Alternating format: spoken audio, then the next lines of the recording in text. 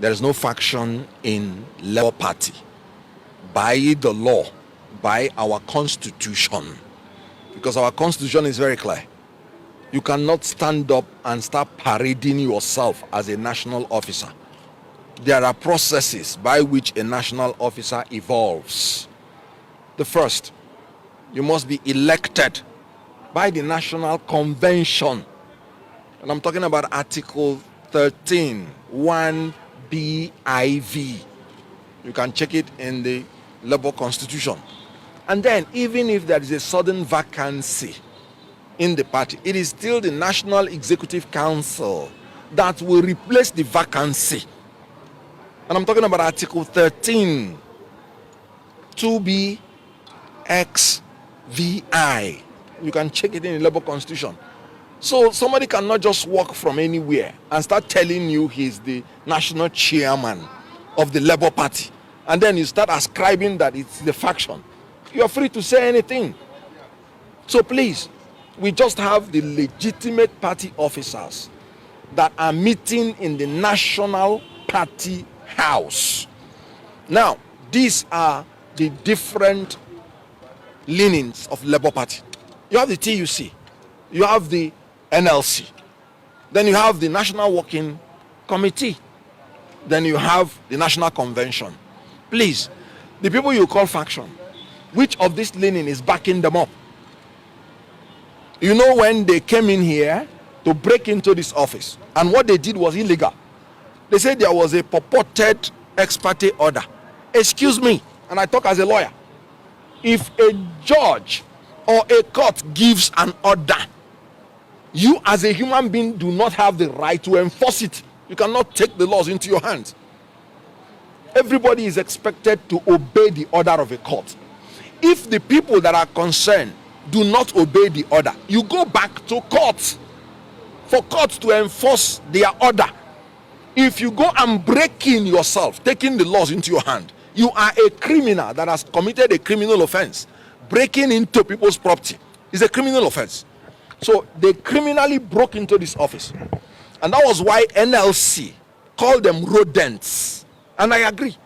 And they brought insecticide to fumigate this national office and threw them out. Now, since they were thrown out, did you see them here? Because they know what they did was illegal. They used thugs. They used the people, their paymasters, because they are now a department of another ruling party that is sponsoring them. As they said in this press conference, all they are looking out for is money. That is why I call them politicians of convenience and politicians of fortune. Here in Labour Party, we are politicians of conviction and politicians of fortitude. The whole idea of what they are doing is they are being paid so that they will distract us from chasing tenaciously our presidential mandate that was stolen from us. They are just a distraction to make sure that we do not focus on reclaiming our presidential mandate. And we are not going to succumb to that cheap blackmail. So they are, like I said, the NLC say they are rodents. I call them political clowns. My principles say it is a display of rascality. And so we cannot succumb to those blackmail.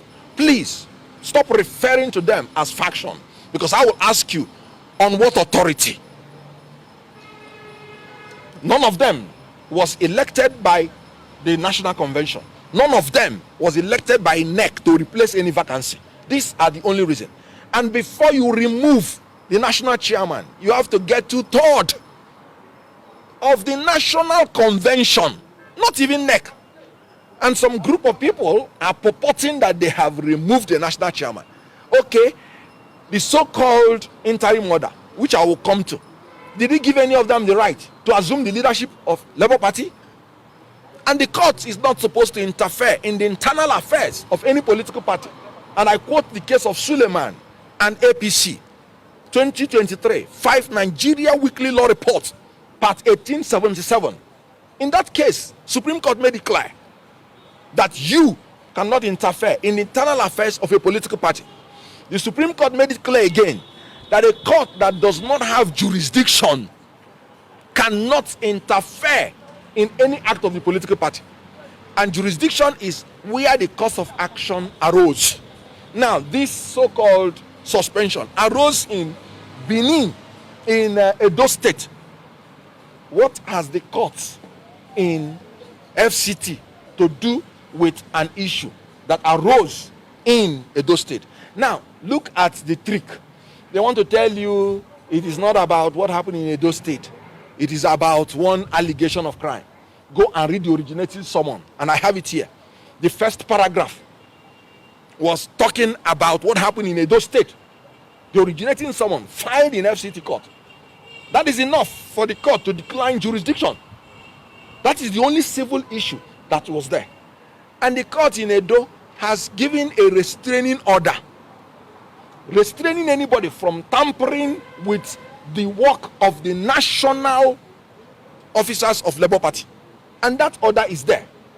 The court in FCT has coordinate jurisdiction with the court in Edo. And so, if you have two court orders, you have the right to choose anyone. Two court orders of coordinate jurisdiction. You have the right to choose anyone that you would want to obey. Especially when you know that one obviously has no jurisdiction. And now, a judge used the instrumentality of an ex parte order to infringe on the civil rights and obligation of a Nigerian citizen. This is illegal on its own. An ex parte order is the order of a court on the application of a party without notice to the other party. So it is an order you get without hearing from the other party. You and I know that the law is that you cannot punish any Nigerian citizen unheard. It's against fair hearing. Section 36 makes it a fundamental human right that every Nigerian citizen is entitled to be heard before his civil rights and obligation is tampered with. Section 36, subsection 1. Then section 36, subsection 5 made it clear. When a Nigerian is charged with a criminal offense, he is presumed innocent until he is proved guilty. But look at a court using an ex parte order to condemn a Nigerian, to punish a Nigerian when you have not even heard from him. That is legal blasphemy. So the issue here is that is an abuse of ex parte order, which Supreme Court has been hammering on. If you want to use ex parte order, you use it sparingly to defend an applicant from an injury of a great nature, from an irreparable damage that will happen to him before you hear the other party. I'll give you an example. Government wants to demolish your property, and you know they've not given you notice, and you know they don't have any right to do it. They just want to victimize you. You have the power to go to court and get an ex parte order to stop the government from destroying your property, because if they destroy it, it will be an irreparable damage to you. And it has to be so urgent that the government wants to do it within 7 days, meaning the court will not have the opportunity to hear them before they do it. That is when you use ex parte order. But in this case, the judge used an ex parte order to cut off the head of a human being. A political party is a human being recognized by law, and the national chairman is the head of a political party. So using the ex parte order to tell a national chairman not to do his work, punishing him for nothing, an innocent man, that's what the Constitution said, that has not done anything, and you have not heard from him. Now, let me tell you another very funny thing.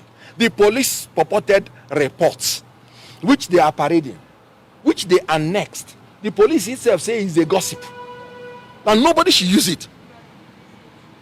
A gossip is a casual report about people, detailing information about them which have not been confirmed to be true. So the police itself say in the police report, and I'm talking about paragraph 5 of it, he said, please, this is for information only. Nobody should use these reports. The police even say they will not be held liable if anybody uses this report. So what police cannot confirm is true because they've not heard the other party. A court relied on it without hearing the other party to punish the party. Is that not ridiculous? So what's the bottom line of the situation based on the question you asked? Good. The bottom line is that there is no faction. You were in this particular meeting that is held. You saw the chairmen and secretaries of all the states. The quorum of any meeting in Labour Party is 1/3. So if you look at the composition of the membership of NEC, and I am talking about Article 13, 2B, 2A, you will see the composition of NEC. You must form a quorum. If you don't have the chairman and the secretaries, you don't have, you saw the National Working Committee. Which quorum do you have to start parading yourself that you are doing a NEC meeting in Bauchi? It is criminality. They are impostors. They are not members of this party. They've been expelled by the legitimate authority, NEC, the ones that were there before. So on what basis are they doing that so-called NEC in Bauchi? Like I said, you saw the people here physically. The chairman of chairmen talked. So on what basis? So please, that is a show of impunity, criminality, illegality, corruption, and they are doing it to satisfy their paymasters, just to distract us. Thank you very much.